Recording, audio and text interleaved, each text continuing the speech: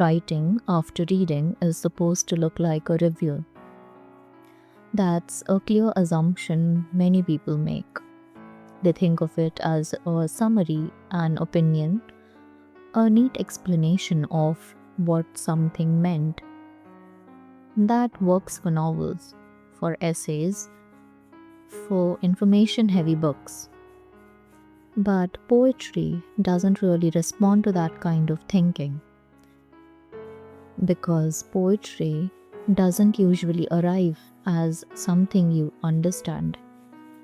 It arrives as something you feel first. And sometimes you don't even know what you felt, just that something shifted slightly in you while reading it. A line stayed longer than expected, a word repeated in your mind, a silence inside the poem felt familiar for reasons you can't fully explain. And then the poem ends. But it doesn't really end in you.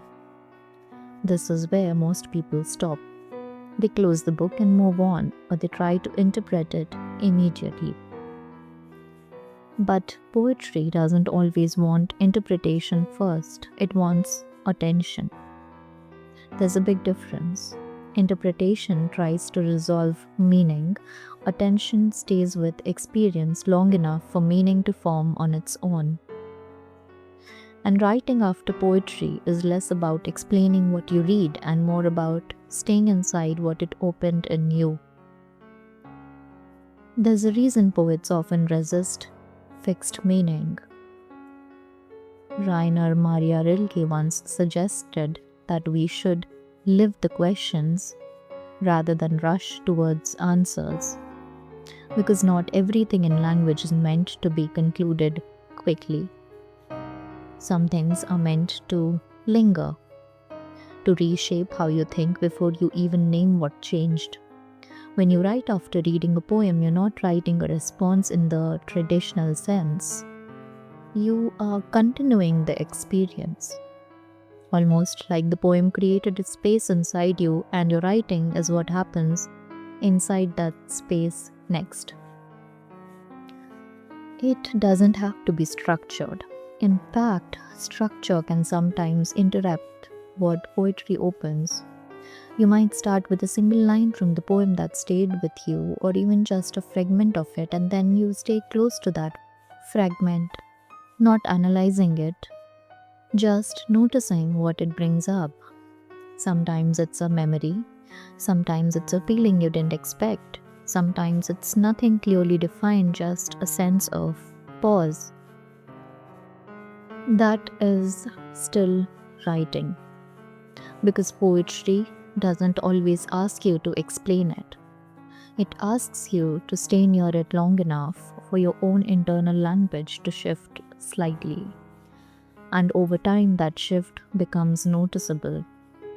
You begin to write differently after reading poetry, more slowly, more attentively, less concerned with conclusion. There's also something interesting that happens when poetry becomes part of your writing practice.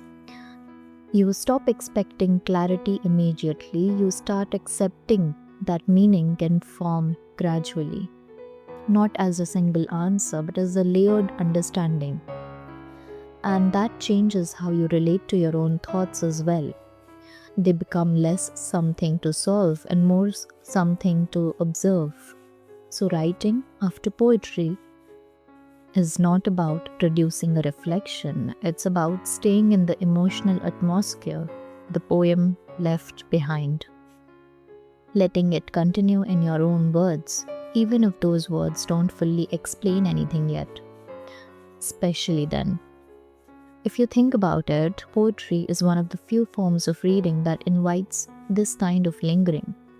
It doesn't always offer closure, it often leaves space, and your writing is what enters that space.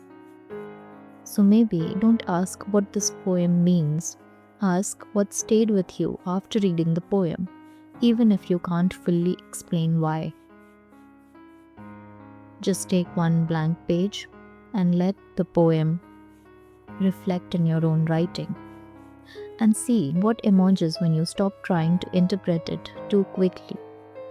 Because sometimes poetry doesn't change what you think, it changes how you listen to yourself afterward. I'll come back with more feelings tomorrow. I hope you do too.